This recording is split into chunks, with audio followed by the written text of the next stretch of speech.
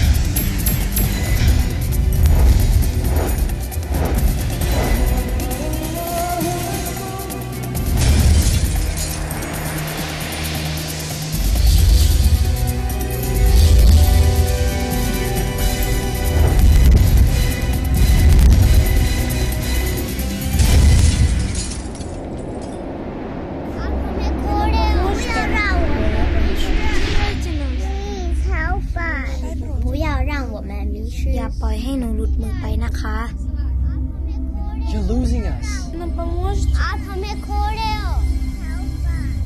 You're losing us. ви нам допоможете? Папа, мама, somos la esperanza de la iglesia. No nos pierdan.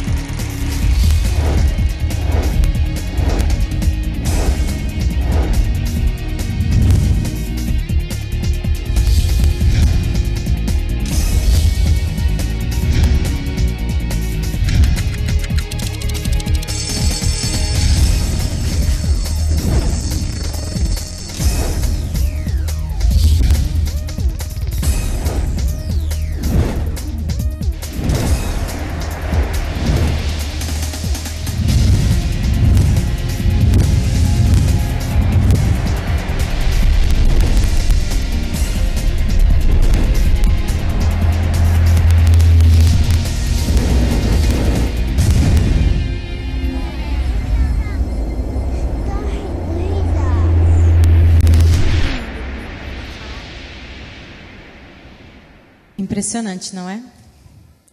Você parou para pensar que alguma coisa está acontecendo no mundo, alguma coisa muito séria, muito grave, que envolve o futuro, o destino das nossas crianças, nossos adolescentes, nossos jovens? Entendem por quê? Eu fiquei muito impressionada quando eu vi ali que um smartphone hoje que qualquer criança tem nas mãos tem muito mais informação, muito mais tecnologia do que quando o homem foi à Lua em 1969. Eu assisti recentemente uma palestra do Dr. Augusto Cury, em que ele menciona uma nova síndrome. Ele disse: muitas crianças estão sendo diagnosticadas como tendo TDAH, ou seja, síndrome da hiperatividade, né? Déficit de atenção, quando na verdade o que essas crianças têm é a síndrome do pensamento acelerado. O que é isso? São tantas informações que as crianças recebem, que às vezes os neurônios não estão sendo capazes mais de fazer certas ligações, e nós estamos deixando de ter uma geração de formadores de opinião, de pensadores mesmo, apenas recebendo informações. O que nós, como igreja, estamos fazendo pelas nossas crianças? O que nós estamos fazendo com a mensagem, uma mensagem tão poderosa que nos foi confiada? Quando eu comecei a abordar esse assunto, né, preparando uma geração, eu tive contato com um texto bíblico que tomou um sentido novo para mim. E esse texto bíblico, ele está em Malaquias 4:5, e ele diz assim: vejam, eu enviarei a vocês o profeta Elias antes do grande e temível dia do Senhor. Ele fará com que os corações dos pais se voltem para seus filhos e os corações dos filhos para seus pais. Do contrário, eu virei e castigarei a terra com maldição. Eu havia lido esse texto já algumas vezes e não entendia o que esse texto podia ter a ver comigo, com você, com a nossa realidade hoje. Afinal, um texto que está no Antigo Testamento, um livro pouco lido, talvez, né, na Bíblia, Malaquias. Mas depois que eu comecei a fazer algumas pesquisas, eu vi o quanto esse texto faz sentido e quanto ele está mesmo ligado à nossa obra, à nossa mensagem hoje. Sabem que quando Jesus, antes de vir à Terra,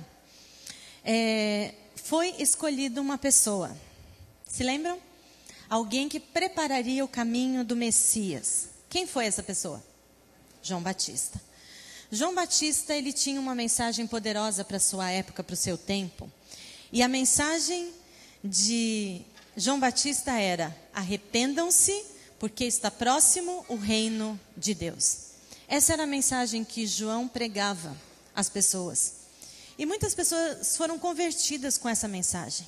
Elas vinham, elas se aproximavam, elas ouviam e elas acreditaram que, de fato, algo estava para acontecer na história. Jesus, o Messias, estava chegando. E a mensagem de João Batista era exatamente para preparar o caminho para Jesus.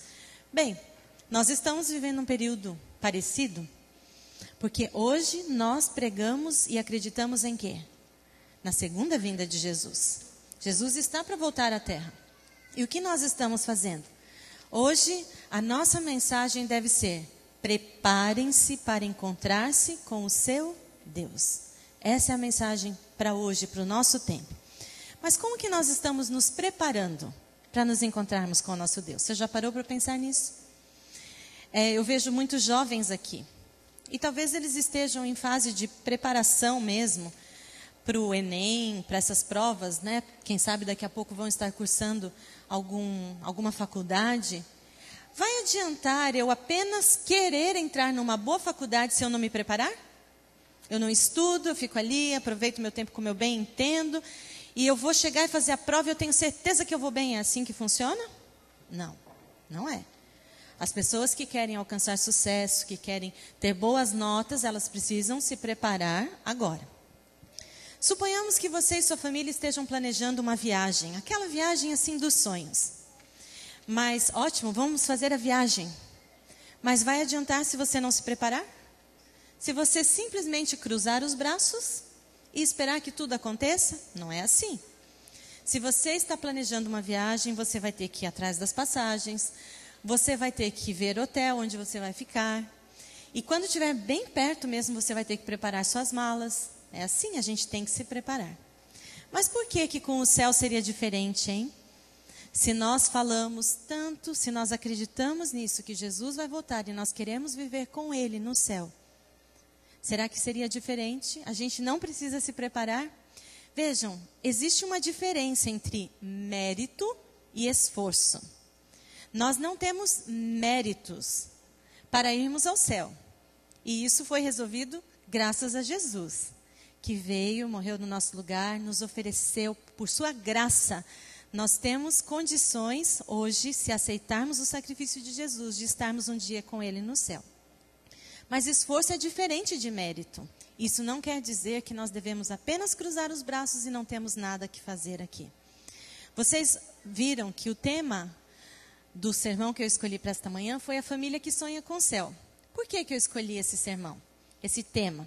Porque se eu falasse assim, quantos aqui se consideram, fazem parte de uma família perfeita, ideal? Eu veria alguma mão aqui se eu pedisse para levantar? Não, né? Eu também não levantaria a minha mão. Porque a minha família não é perfeita. Nós estamos num processo. E a gente sabe, nós pais, das lutas que nós temos. Mas se eu perguntasse aqui, quantos daqui que estão aqui sonham com o céu? Poderia ver as mãos? Ah, agora mudou o quadro, né? É exatamente isso. Nós sonhamos com o céu. Mas será que precisamos fazer alguma coisa, então? Para alcançarmos o céu, assim, para que a gente entenda realmente o significado do céu para nós? Eu estava trabalhando um tempo atrás com um livro chamado Como Ajudar Seu Filho a Amar Jesus. Um livro excelente para os que já são pais, para os que vão se tornar pais, para os jovens. Excelente. Como Ajudar Seu Filho a Amar Jesus. A autora deste livro é uma psicóloga cristã, já está aposentada, ela se chama Donna Rabenit. Ela deu aula muitos anos na Andrews, a nossa universidade nos Estados Unidos, agora já está aposentada. E ela fez um trabalho incrível nesse livro, porque ela, de uma forma muito prática, ela reuniu ali orientações que ela extraiu do livro Orientação da Criança, de Ellen White, e fez isso de uma forma muito prática, muito didática. E quando eu estava trabalhando com esse livro, eu percebi que havia 5 características que daria para a gente separar como 5 características das famílias que sonham com o céu. E eu, então, fiz esse sermão com base nessas 5 características. Como eu perguntei para vocês, quantos aqui sonham com o céu? E praticamente todos levantaram as mãos. Nós vamos fazer uma dinâmica agora aqui. Nós vamos agora tirar a prova dos 9. Vamos ver se nós realmente estamos sonhando com o céu. e se nós estamos nos encaixando nesse perfil de famílias que sonham com o céu, ok? 5 características, então vamos ver. Enquanto eu vou mostrando aqui essas características, você vai fazer uma reflexão, uma análise de como as coisas são na sua casa, no seu lar, e se você e sua família, de fato, estão desenvolvendo essas características das famílias que sonham com o céu. A primeira característica da família que sonha com o céu é que ela sente alegria no Senhor. Você já parou para analisar? Será que na sua casa, as crianças, os adolescentes, os jovens, eles sentem alegria no Senhor? Eles enxergam isso em você? Que a igreja não é apenas um lugar onde você vai uma vez, ou 2, ou 3 por semana, um lugar para um encontro social. Seus filhos estão crescendo sabendo o que significa a igreja para eles, para você. Vejam, pelo que nós vimos no vídeo que foi apresentado ali, será que existem outras pessoas que estão ensinando para as nossas crianças os caminhos certos, o que elas devem seguir e tal, que não somos nós? Será que o mundo está discipulando os nossos filhos? Vejam o que diz ali. Se os nossos filhos não nos ouvem falar das bênçãos de Deus, quem irá lhes falar? Servir a Deus é a mais maravilhosa e alegre experiência que uma criança ou um adulto pode ter. Então nós precisamos considerar isso. Seus filhos têm percebido essa característica na sua casa? Sabem, queridos, a melhor maneira de nós sentirmos alegria no Senhor é sendo gratos a Deus. Agradecer a Deus, confiar que Ele dirige a nossa vida. Será que a atmosfera do seu lar está demonstrando isso para as pessoas? Vocês já perceberam que as crianças, elas são naturalmente atraídas pela alegria e pela felicidade? Criança, e quanto menor ela for, mais você observa isso nelas. Criança não fica perto de pessoa chata, pessoa resmungona. Já observaram isso? A criança, ela gosta de ficar perto de pessoas que são alegres, de pessoas que são felizes. Nós adultos, a gente disfarça, né? Às vezes aquela pessoa está chegando, aí você fica assim, dá uma disfarçada, sai de perto. Mas a criança, ela nem disfarça. A criança gosta de estar perto de pessoas que são felizes, alegres, verdadeiramente alegres. E não existe um meio melhor de conduzir as nossas crianças a Cristo do que fazer com que elas experimentem a alegria das bênçãos de Deus. Eu tenho um texto que eu gosto muito, que está na versão da Bíblia Viva. Enquanto eu fui ao toalete, eu vi que tinha uma moça grávida ali. E eu gosto de mencionar esse texto bíblico, especialmente para aquelas que estão esperando o bebê. Porque vejam o carinho, o cuidado, o amor de Deus. O texto diz assim. Mateus, passa para a mamãe, por favor. Meu assistente aí. Isso. Nossos filhos e netos também adorarão ao Senhor, porque nós lhes contaremos os seus grandes feitos. A sua justiça perfeita será revelada. Sua bondade para conosco será contada a um povo que está para nascer. Olha que lindo. Aquelas que ainda serão mamães, né, as futuras mamães, já parou para pensar que Deus já está sonhando com esse bebezinho? E Ele já está pensando naquilo que você vai contar para essa criança? Deus está preocupado e atento com uma nova geração, esta geração. E nós somos os responsáveis em transmitir isso a elas. O que Deus fez por você? Como foi sua semana? Que bênçãos você identificou durante a semana? Você partilhou em casa essas bênçãos? É algo para a gente pensar, para a gente considerar. Sabem, uma pesquisa revelou que crianças que crescem num ambiente carregado de críticas, especialmente no que diz respeito à religião dos seus pais, têm uma tendência muito forte de, lá na frente, rejeitar a igreja dos pais.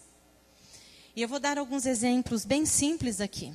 Coisas que às vezes passam despercebidas, mas que nós precisamos estar atentos, especialmente por causa das crianças. A gente tem a impressão, às vezes, de que quando as crianças estão distraídas, ou brincando, ou conversando, elas não estão atentas ao que a gente está fazendo, o que está acontecendo à volta delas. Não se enganem. As crianças, elas têm uma habilidade muito boa, assim, de, enquanto estão fazendo alguma coisa, elas estão ligadas em tudo que acontece à sua volta. E às vezes, ela entra no carro depois que saiu do culto e ela já começa a ouvir algumas críticas. Às vezes é a crítica ao pastor, à liderança, às vezes ao sermão, alguma pessoa, algum irmão da igreja. E a gente pensa que a criança não está atenta àquilo, mas ela está percebendo. Mas é algo com que nós devemos cuidar muito. Que tipo de influência seu filho está recebendo? Muito bem. A segunda característica da família que sonha com o céu. A família que sonha com o céu, ela valoriza o culto familiar diário. Vejam, o culto familiar diário ou a ausência dele demonstra poderosamente quais são as prioridades da família. E eu sei que aqui eu estou tocando num ponto sensível, né?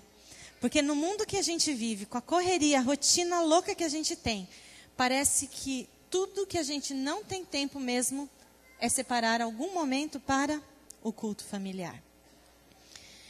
E eu aqui quero chamar a atenção para isso, porque quanto é importante para você certas coisas. Pense agora nisso.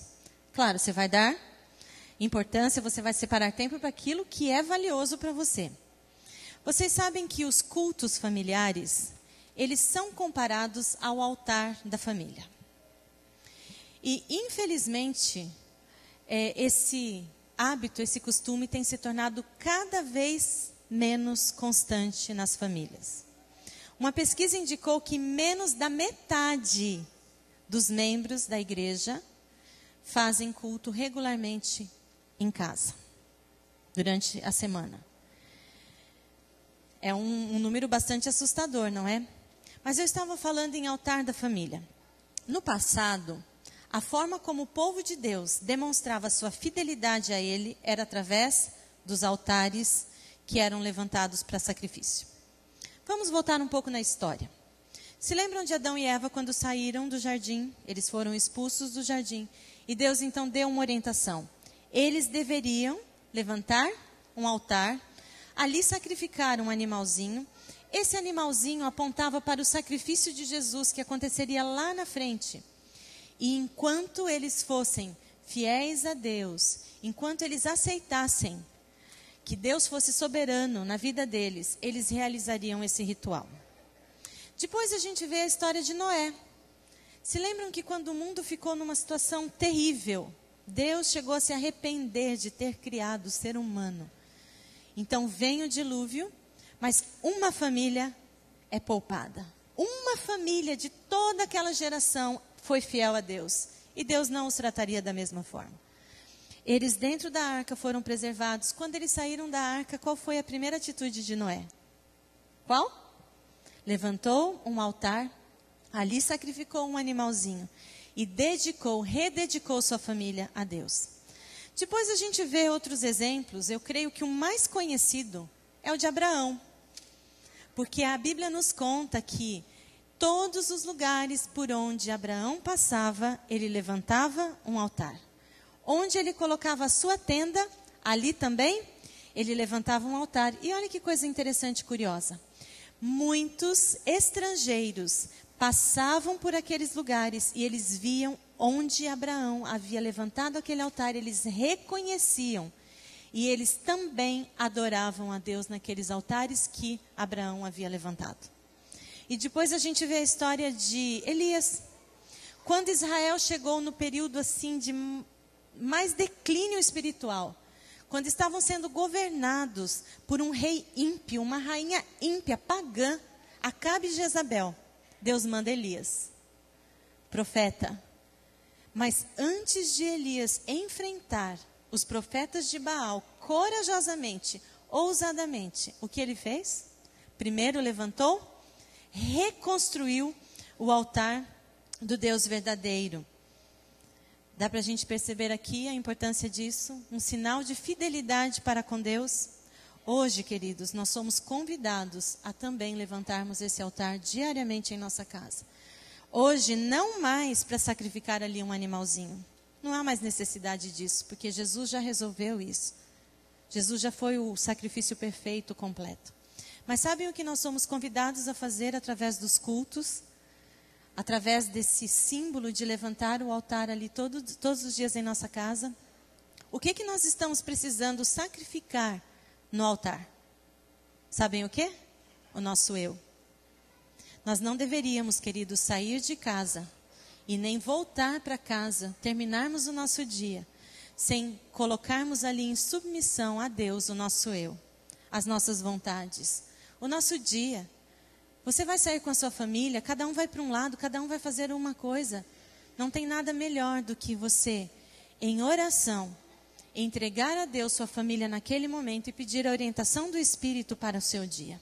No fim do dia, a mesma coisa, reunir a família, estarem juntos ali para agradecer a Deus.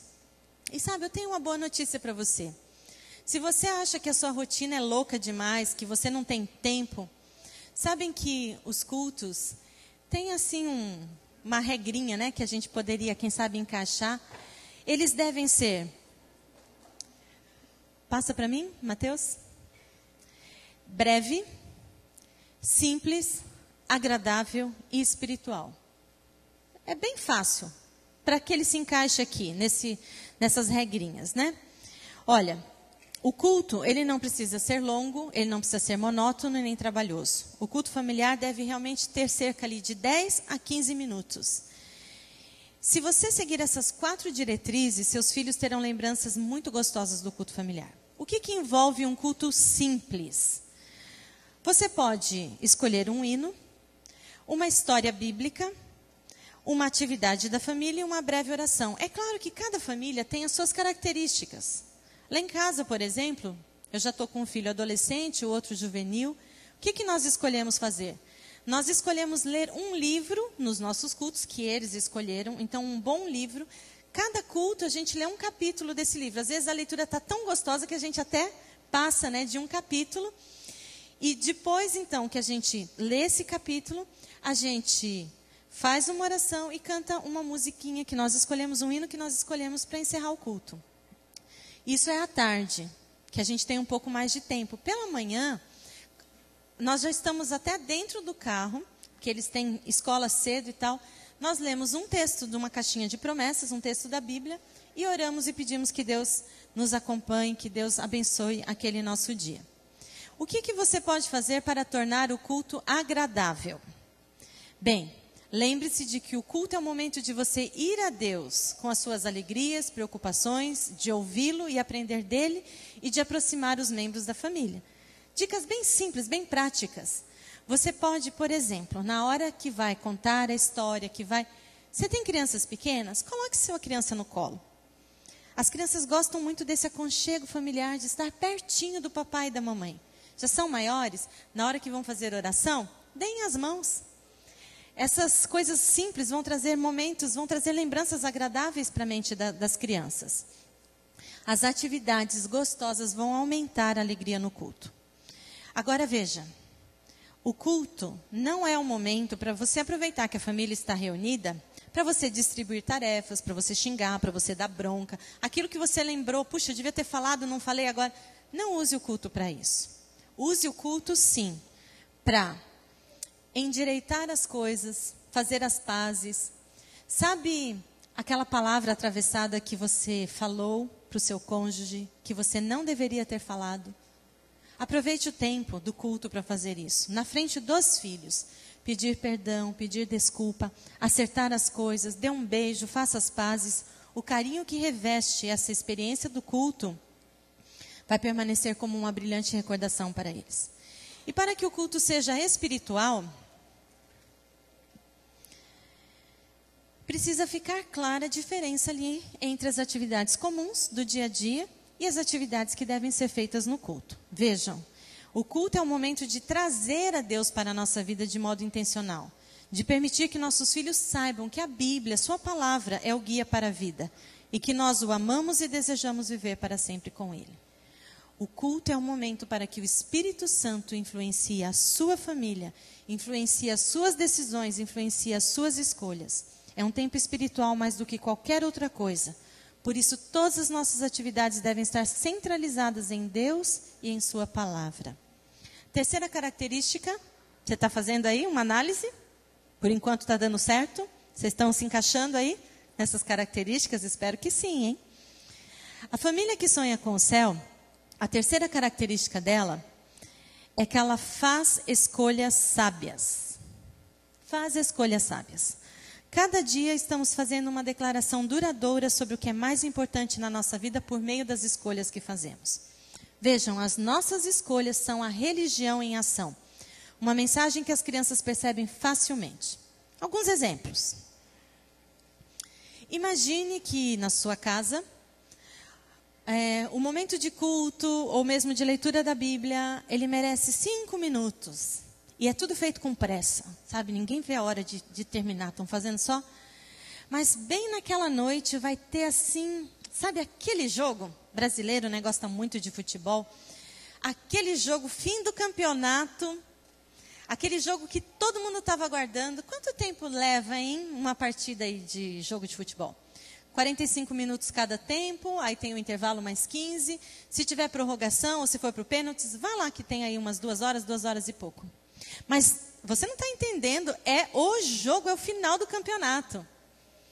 Aí pode ficar, né, na frente ali da televisão, 2 horas. Mas você não está entendendo, é aquele filme que eu não vi a hora de ser lançado. Eu não fui assistir no cinema, agora que tem DVD, não, eu tenho que assistir. Eu não estou questionando aqui a forma de entretenimento. Vocês me entendem a mensagem que pode estar sendo transmitida para as crianças? O ideal é que as coisas de Deus sejam prioridade na sua casa.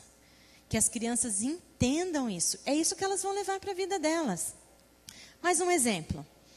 É muito bom que as famílias sejam organizadas financeiramente. Deus aprova isso. Deus sente prazer, alegria de ver famílias bem estruturadas financeiramente.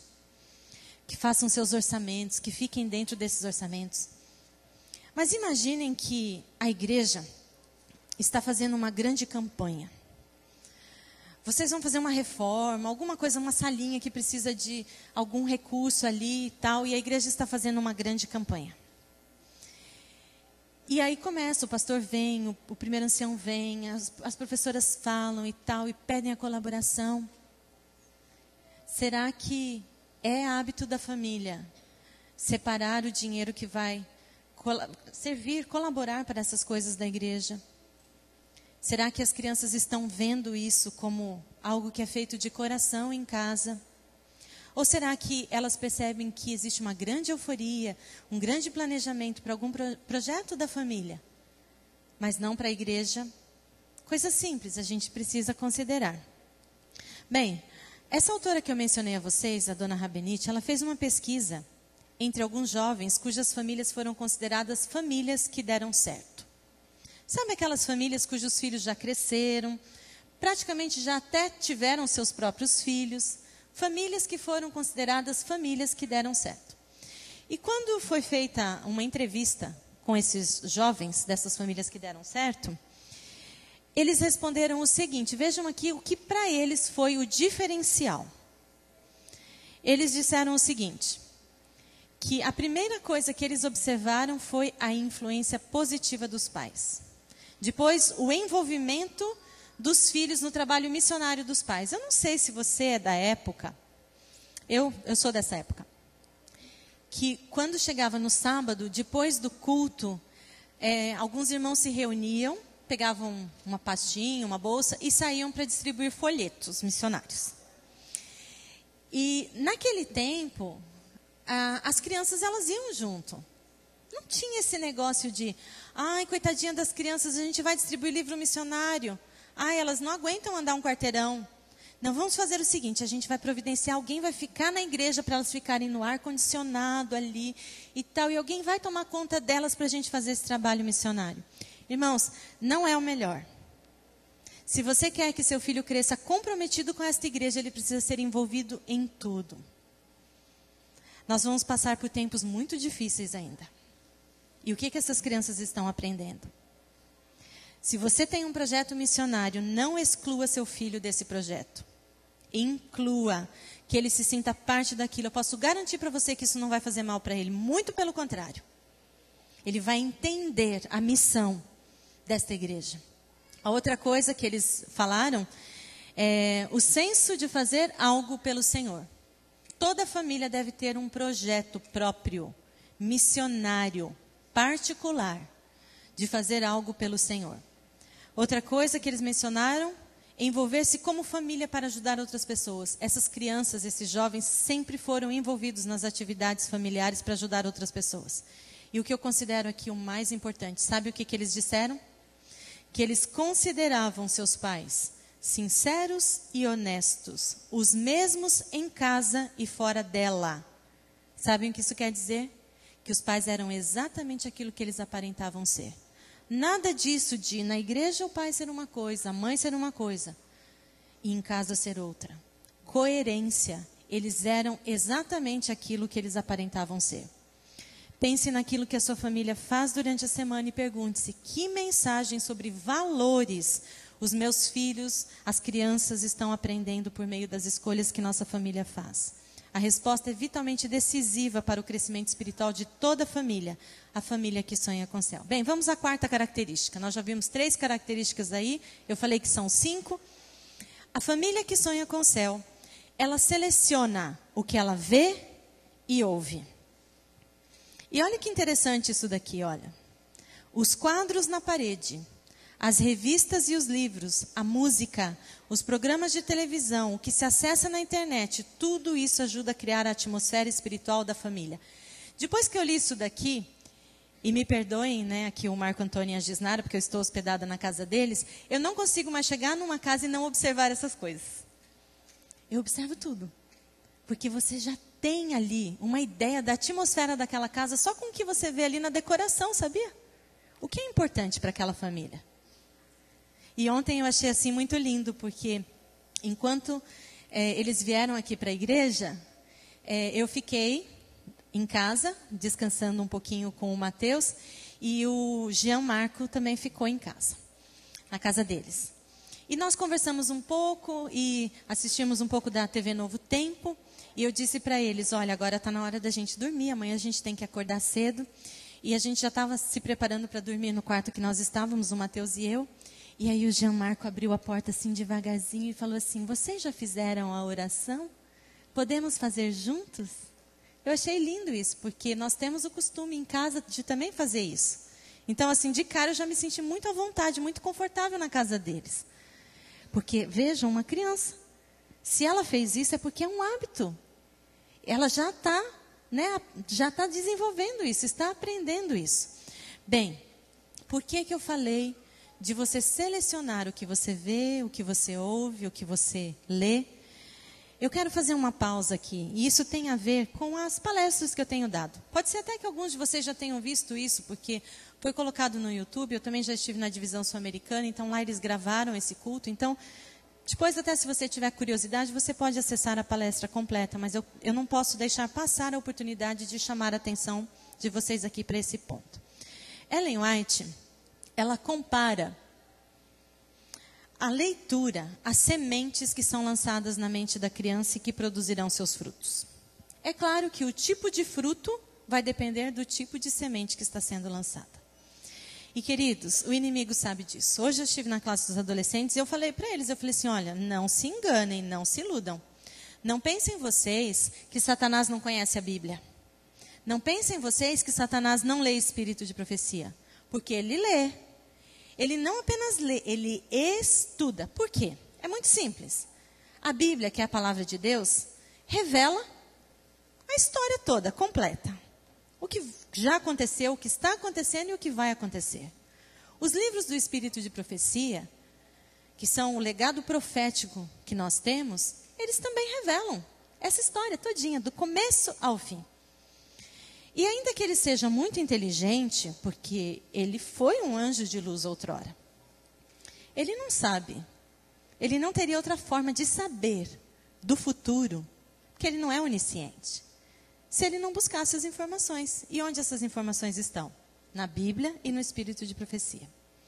E sabendo disso, eu digo sem medo de errar, que o inimigo já entendeu por onde ele precisa desenvolver uma estratégia para que ele destrua, entre aspas, porque ele não vai conseguir fazer isso, mas ele vai tentar destruir os planos que Deus tem para esta igreja e para estas crianças.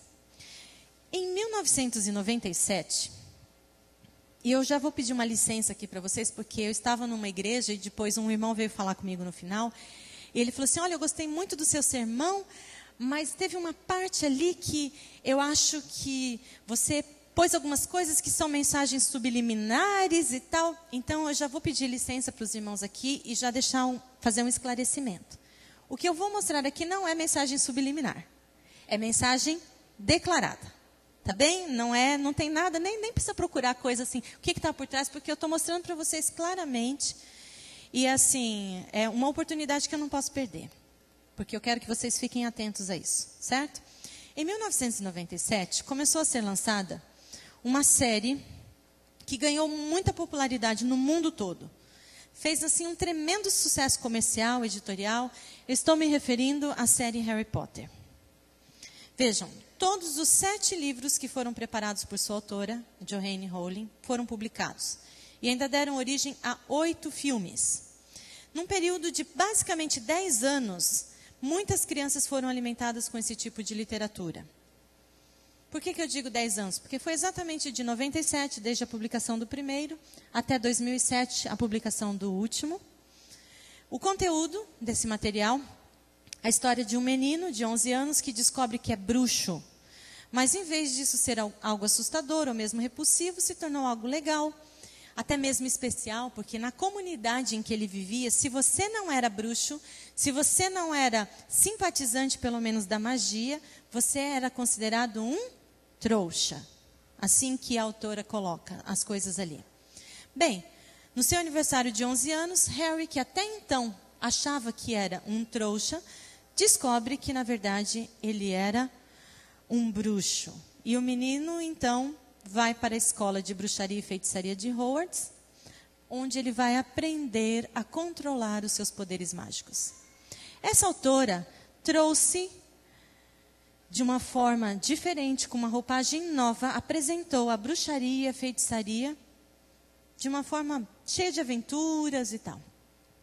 Ela ensinou que não existe bem e mal. O que existe é magia do bem e magia do mal. Agora observem, uma das estratégias para você alcançar o seu público é que o seu personagem tenha a idade do seu público. Porque precisa haver uma identificação. Observem, você já tinha parado para pensar nisso? E o público-alvo de Harry Potter foi exatamente crianças aí, de 11 até os 17, 18 anos, que é exatamente a idade do personagem em suas aventuras. Cada livro representava um ano da vida dele na escola de Hogwarts. Então, esse menino que começa suas aventuras com 11 anos, ele chega ao fim da sua saga ali com 11 mais 7, 18. O que nós vimos no vídeo aqui? Janela 4,14. Por quê? Porque é exatamente a idade em que as crianças estão formando seus valores.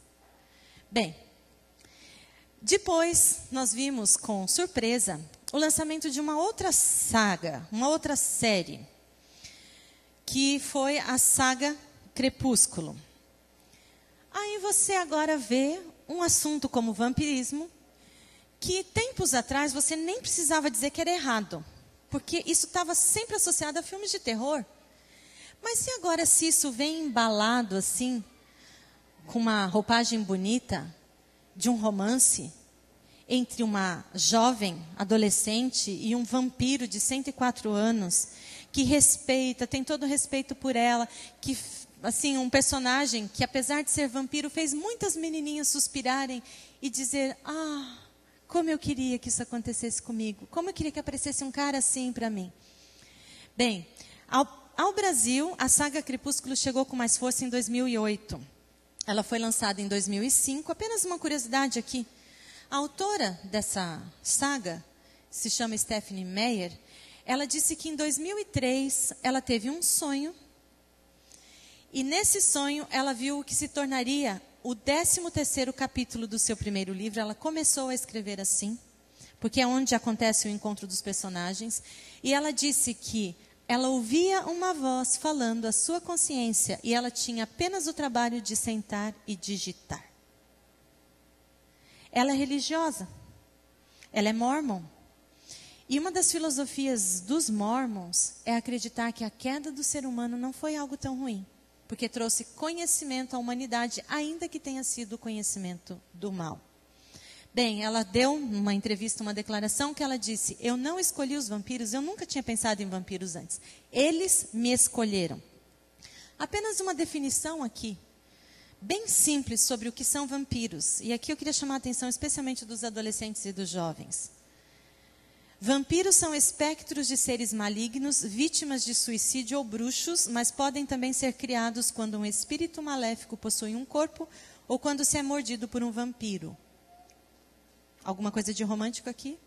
Não, não é? Bom, um pouco mais de tempo e em 2012 nós vimos com mais surpresa ainda o lançamento de uma trilogia, uma série que ficou conhecida aqui no Brasil como 50 Tons de Cinza. A autora, Erica James, numa entrevista ao Fantástico, quando veio para o lançamento desse material, ela foi perguntaram para ela: Erica, você tem filhos adolescentes, não é?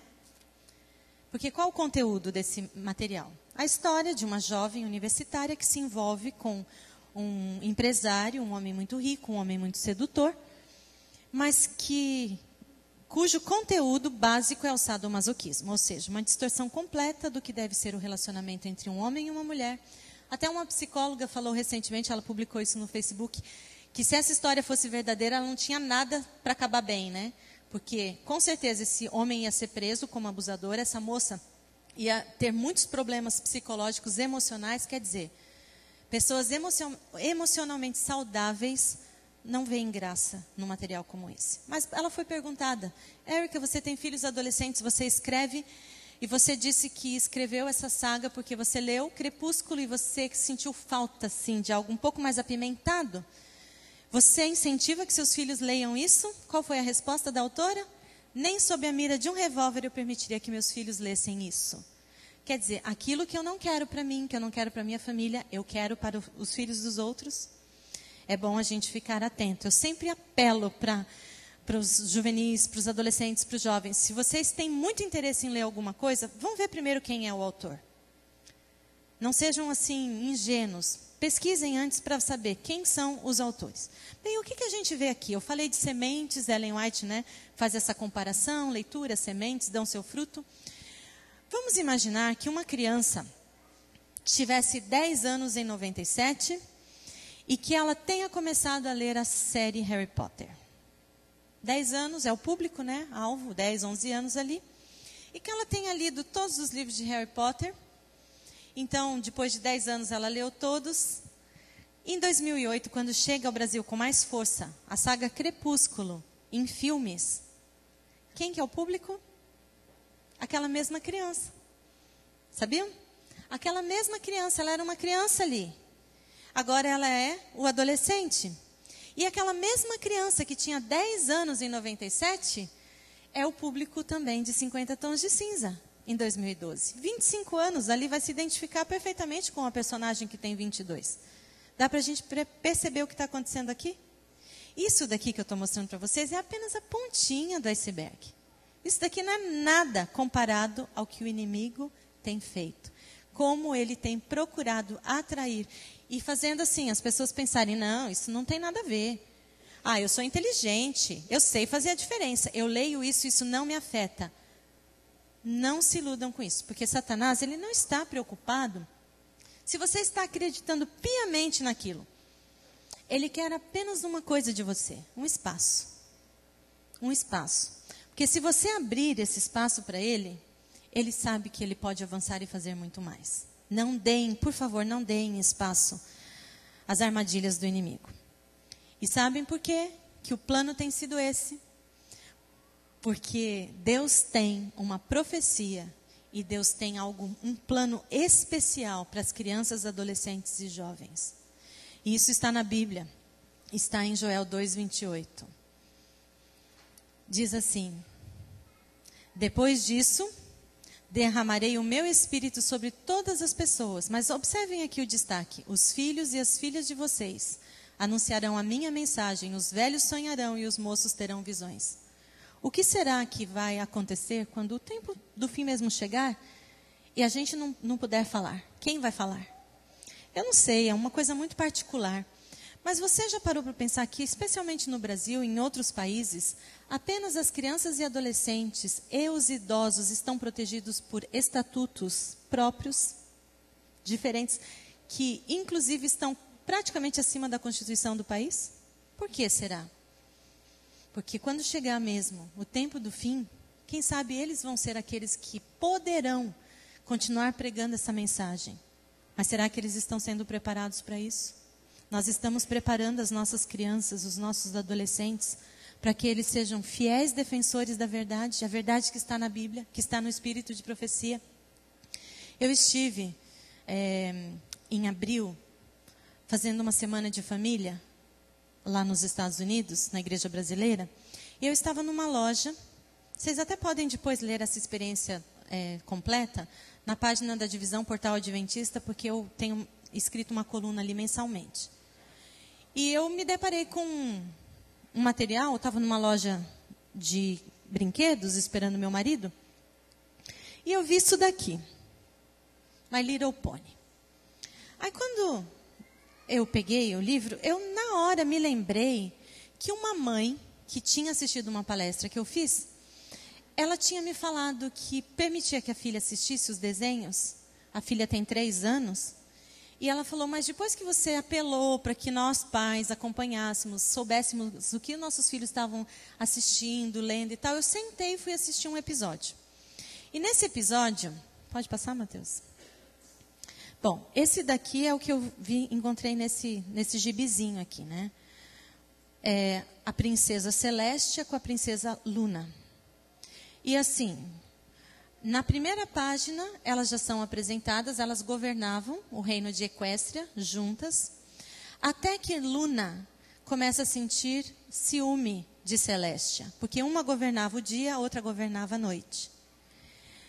E ela vai permitindo que o ressentimento cresça no seu coração, a princesa Luna, que é essa imagem que vocês estão vendo aí, ali a escura.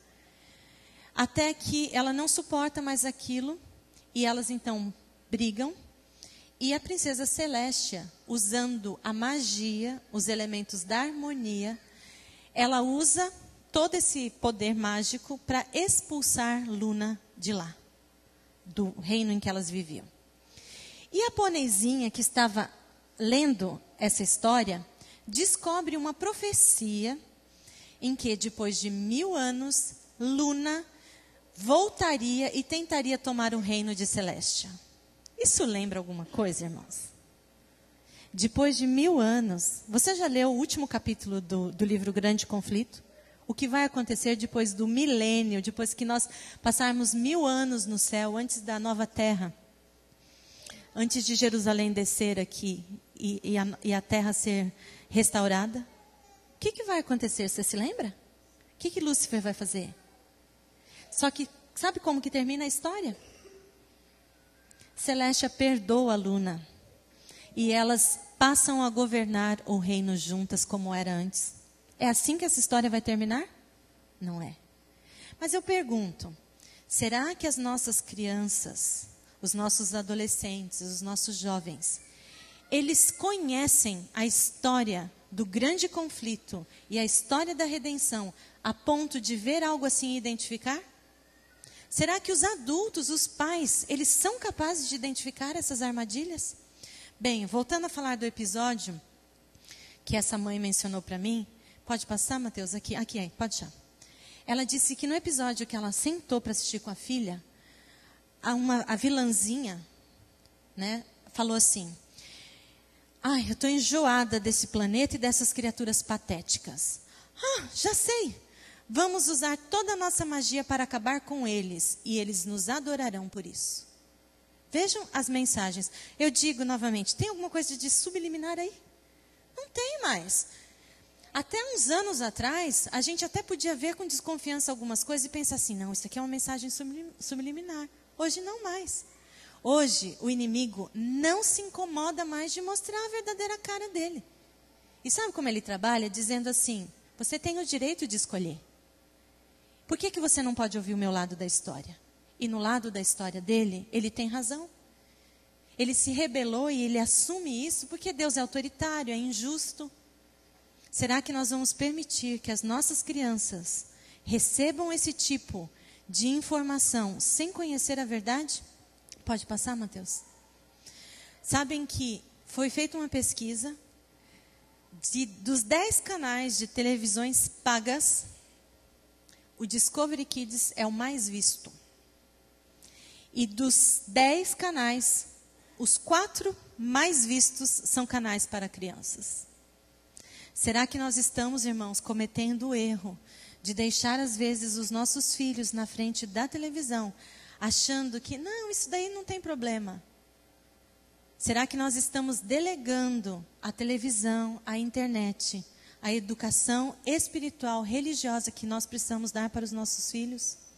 Nós precisamos pensar nisso. Bem, pode passar, Mateus, o próximo? E aqui eu quero chamar a atenção especialmente para aqueles que lidam com crianças. Vejam, o Senhor do céu está olhando a fim de ver quem se dispõe a fazer a obra que Ele quer que se faça pelas crianças e jovens. Os olhos de nossos irmãos e irmãs devem ser ungidos com colírio celestial, para que possam discernir as necessidades do tempo. Viram que aí fala em colírio? Se está falando de colírio, é porque nós não estamos enxergando. E sabe que colírio é esse? Que colírio espiritual é esse? Eu falo sem medo de errar. É a Bíblia e o espírito de profecia. São esses colírios que nos dão discernimento e percepção para enxergar o que está acontecendo à nossa volta. Devemos despertar para que vejamos o que necessita ser feito na vinha espiritual de Cristo e irmos à obra. A Bíblia é clara, irmãos. Todas as nações que prosperaram, elas criam no Senhor e em sua palavra. E elas também criam em seus profetas e por isso elas prosperaram. Observe na Europa. O que está acontecendo com a igreja na Europa? Fundando cada vez mais. As pessoas estão cada vez mais se afastando da Bíblia. Se afastando dos testemunhos proféticos. E nesses lugares a tendência é regredir, não é prosperar. Graças a Deus, no Brasil a gente ainda tem uma realidade diferente. Bem, um apelo aqui. Escolham bons livros. Aproveitem os bons momentos com as crianças, com a família. Queridos, eles crescem muito rápido. A gente, quando menos espera, já não os tem mais em casa. Por isso, vamos escolher histórias que representem os valores certos. Vamos ensinar as nossas crianças a apreciar a linguagem da Bíblia, apreciar a linguagem dos escritos proféticos. Se isso não for desenvolvido na infância, eles não vão gostar desses livros quando se tornarem mais velhos, adultos. O que os nossos filhos estão vendo e ouvindo dentro da nossa casa? Lembrem-se, eles vão ter inclinação para seguir o que vivemos. Eu tenho assim pensado, sabe, muito na experiência de Ana e de Joquebede. Joquebede passou 12 anos com seu filho. É pouco tempo, não é? É muito pouco tempo. Mas como ela aproveitou esse tempo? Da melhor forma possível. Ela não se distraiu com outras coisas. Ela sabia que o filho dela logo mais estaria dentro do palácio, sofrendo todo tipo de influência. E Moisés se contaminou com isso? Não. Por quê? Porque ele tinha uma base firme, sólida. A mãe e o pai ensinaram a que povo ele pertencia e o que Deus ainda faria por aquele povo. Depois tem Ana. Sabem que Ana deve ter ficado com seu filho, cuidando de Samuel, aproximadamente 3 anos só. Porque a Bíblia diz que quando ele foi desmamado, ela o levou para o santuário, onde ele ficou aos cuidados de Eli. E nos tempos antigos, era mais ou menos essa idade que a criança, era desmamada. Aos 3 anos de idade. E olha que pessoa Samuel se tornou. Por quê? Porque os pais não desperdiçaram o tempo que eles tinham para influenciar ali os seus filhos. A quinta característica e última que eu preciso agora terminar. A família que sonha com o céu, ela mostra como a religião funciona na vida. Sabe o que isso quer dizer? Você tem um excelente relacionamento com Deus? Ótimo, não guarde isso para você. A fé não é um segredo, não deve ser um segredo bem guardado. A fé deve ser compartilhada. As famílias que sonham com o céu, elas entendem a importância de desenvolver em casa os valores eternos. É em casa, queridos, que as crianças devem aprender. Mateus, passa, por favor. A lidar com o pecado. Sabe, naquela atitude simples, às vezes, de egoísmo que a criança tem, né, que é tão natural para nós, seres humanos. É o papai e a mamãe que devem ensinar como lidar com isso. É em casa que as crianças devem aprender a confessar os erros, a pedir e aceitar o perdão e, acima de tudo, é em casa que elas devem aprender a se apegar às promessas de Deus para o futuro. Mateus, passa, por favor, todos esses. Isso. Deu para a gente perceber? É em casa que essas coisas devem acontecer. É em casa que nós estamos preparando os nossos filhos para serem aqueles que, quando Jesus voltar, antes disso ainda, serão corajosos, serão os fiéis defensores da verdade. O texto que eu quero mostrar aqui para vocês, ele é exatamente a letra do hino que as crianças cantaram antes de eu começar a falar. É assim que essa história termina. Nas cenas finais da história deste mundo, muitas dessas crianças e jovens encherão de admiração o povo pelo seu testemunho em favor da verdade, o qual será dado de modo simples, no entanto, com espírito e poder. Sabem por quê? E aqui entra a nossa parte. Porque foi ensinado a essas crianças, esses adolescentes, esses jovens, foi ensinado a elas o temor do Senhor e o coração se lhes abrandou por um estudo da Bíblia cuidadoso e acompanhado de oração. A continuação do texto. No futuro próximo, muitas crianças serão revestidas do Espírito Santo e farão na proclamação da verdade ao mundo uma obra que naquela ocasião não pode bem ser feita pelos membros mais idosos das igrejas. São as crianças que estão aqui. São as crianças do clube de aventureiros. São os nossos desbravadores. São os nossos adolescentes. São os nossos jovens. Mas eles precisam ser preparados para isso. O que nós estamos fazendo? Sabem que a família, ela ocupa o ponto central do grande conflito entre Cristo e Satanás. Nós temos visto como a sociedade, o mundo, tem atacado e destruído a família. Mas por que está no centro desse conflito? Porque ainda é na família, dentro das famílias, que nós podemos mostrar para o mundo a soberania de Deus e o que é uma família governada por Deus. Vai contrariar tudo que a gente tem visto aí fora. A família é o ponto central para isso. É na família que o altar precisa ser levantado. Ele precisa ser restaurado. O que está faltando? Será que na sua casa, às vezes horários desencontrados, rotinas que não se encaixam? Não permita, querido, que nada venha impedir que você tenha esses momentos com Deus. Esses são os muros protetores que hoje nós podemos levantar em volta das nossas crianças e adolescentes. Quando Ellen White teve uma das suas primeiras visões, ela foi levada ao céu. E quando ela chegou lá, ela viu coisas tão incríveis, coisas tão maravilhosas, viu pessoas, viu tudo que Deus havia preparado. E ela começou a se aproximar da árvore da vida. E quando ela chegou bem pertinho, ela foi para tocar no fruto da árvore da vida. Jesus disse para ela: não, Ellen, ainda não. Você não pode, porque se você comer desse fruto, você não pode voltar para lá.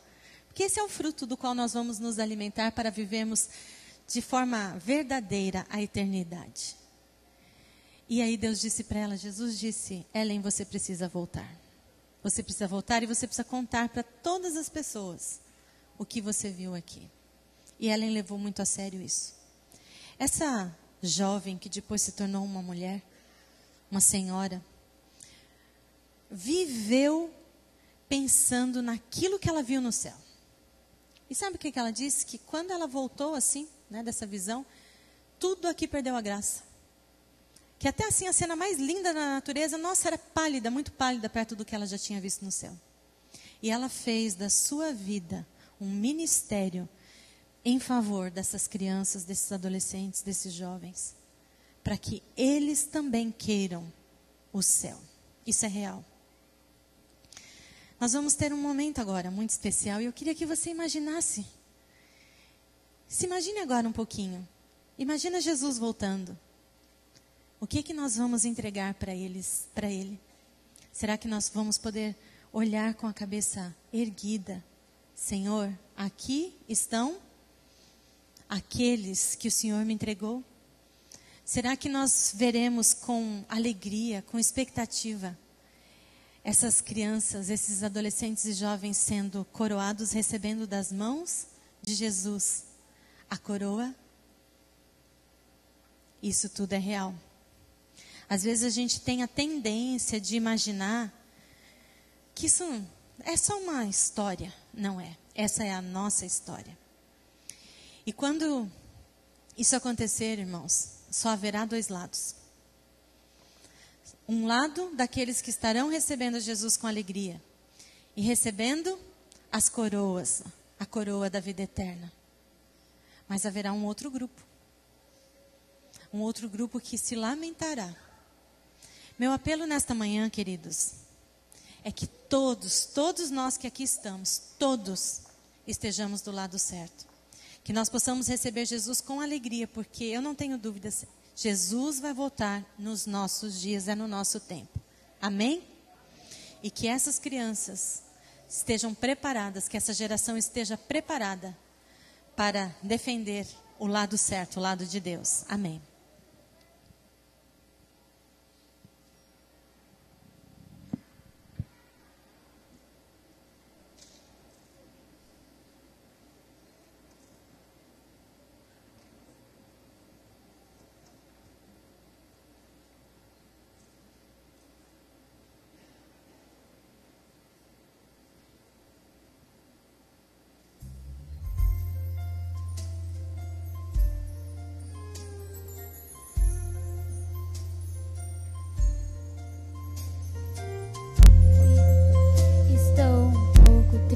Minha amiguinha vai se mudar e agora eu ficarei sozinha.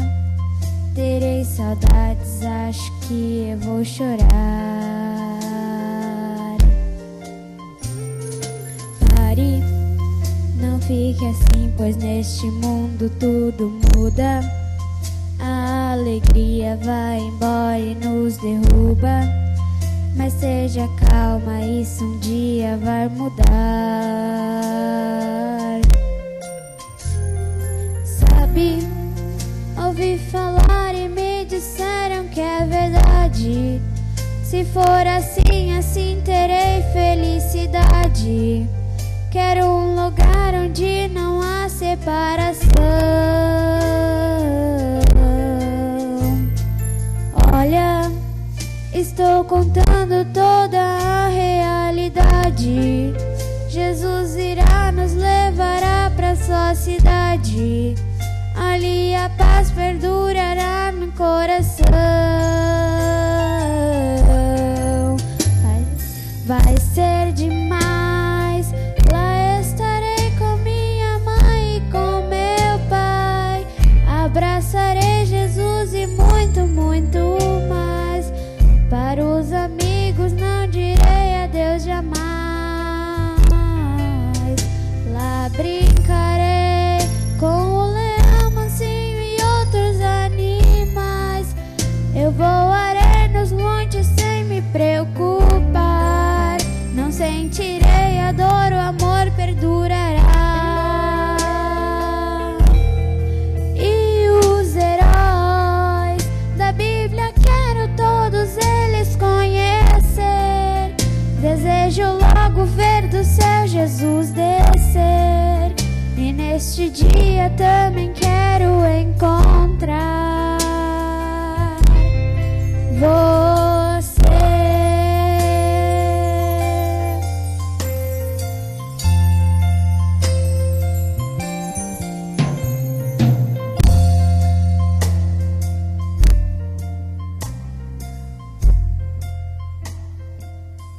Você acredita nisso?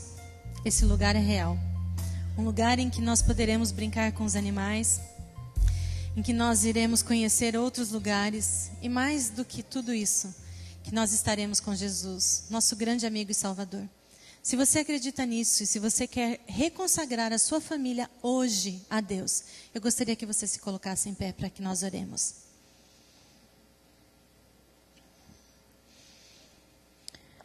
Querido Deus, nós te agradecemos, Senhor, porque Tu és um Deus misericordioso, um Deus que nos ama e um Deus que tem preparado coisas maravilhosas para nós. Coisas, Senhor, com as quais talvez nunca tenhamos sonhado, coisas que talvez nossa mente não possa ter imaginado ainda, nossos olhos nunca viram. Mas nós sabemos, Senhor, que são coisas muito especiais. E nós queremos estar contigo, Senhor, no céu. Nós não queremos trocar, Senhor, nada que o inimigo nos ofereça aqui. Não queremos trocar por aquilo que o Senhor já tem preparado para nós. Nós queremos viver eternamente contigo. E queremos estar lá, Senhor, no céu, não sozinhos, queremos estar com nossa família. Que nós possamos, Senhor, ter sabedoria, discernimento, percepção e que possamos levantar esses muros protetores em volta da nossa família. E que as nossas crianças, adolescentes e jovens possam ser ensinados, que eles possam ser preparados para no grande dia, Senhor, estar ali do lado certo, lutando do lado do Teu Filho, General Jesus, que nós sabemos que nunca perdeu nenhuma batalha. Que nós possamos estar juntos, Senhor, naquele dia. São bênçãos que nós te pedimos e agradecemos, não porque haja algum mérito em nós, mas pelo perdão dos nossos pecados. Amém.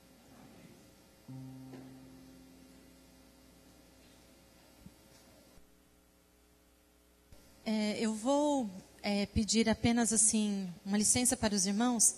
Hoje, quebrando um pouquinho o que é já rotina, né, costumeiro, eu não vou estar na saída para cumprimentar os irmãos. Um dos anciãos vai estar, porque eu estou saindo agorinha já para ir para o IACS. Mas eu quero dizer que foi uma grande alegria estar com os irmãos. Que Deus abençoe essa igreja linda, essas crianças maravilhosas. Apoiem e façam tudo aquilo que for necessário por elas. Amém. Nós te agradecemos muito, Neila. Queremos te entregar um presente. E te agradecemos realmente que o nosso maior sonho é que toda igreja possa colocar, não só quem é pai e mãe, mas noivo, namorado, quem tem alguém fora, estar no céu. Na criança que senta ao lado, dizer, fica quietinho, mas não fica quietinho com amor. E que possamos almejar esse céu, que é o nosso principal objetivo aqui nessa terra.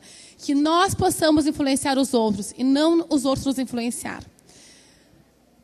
O pastor estará à porta com o ancião.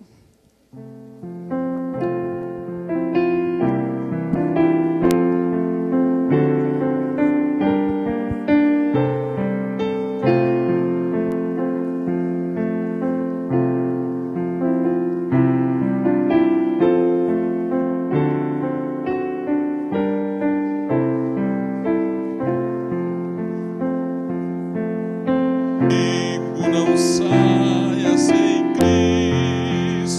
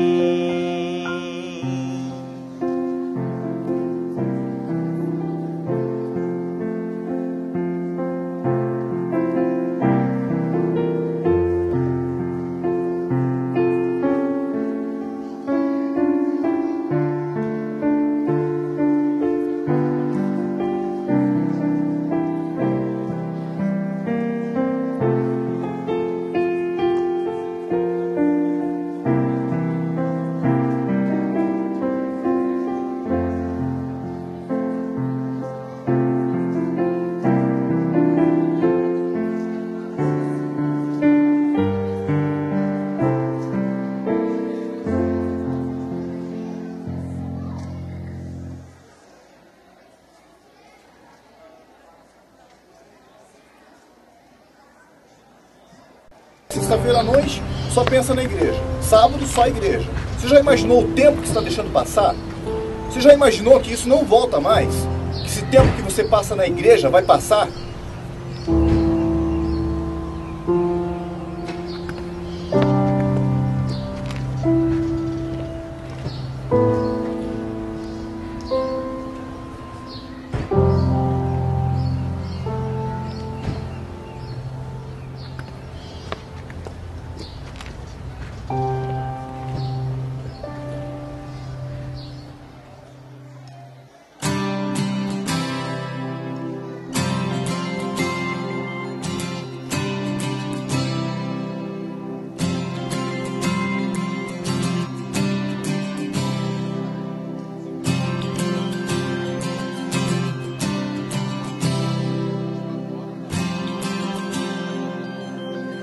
Quem imaginou um pobre carpinteiro e uma jovem lá